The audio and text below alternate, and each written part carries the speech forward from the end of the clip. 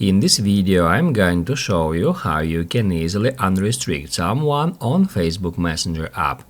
Be sure to watch the video to the very end so you don't make any mistakes. Let's get started, guys, and first off, open up Facebook Messenger app on an iPhone or on an Android. Then tap right here at menu icon and then tap at gear to head over to settings.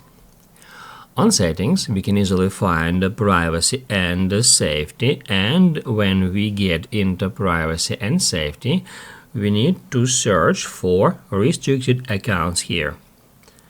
If we tap at restricted accounts, we'll be taken to that screen where we can easily find all the users we have restricted on the Messenger app.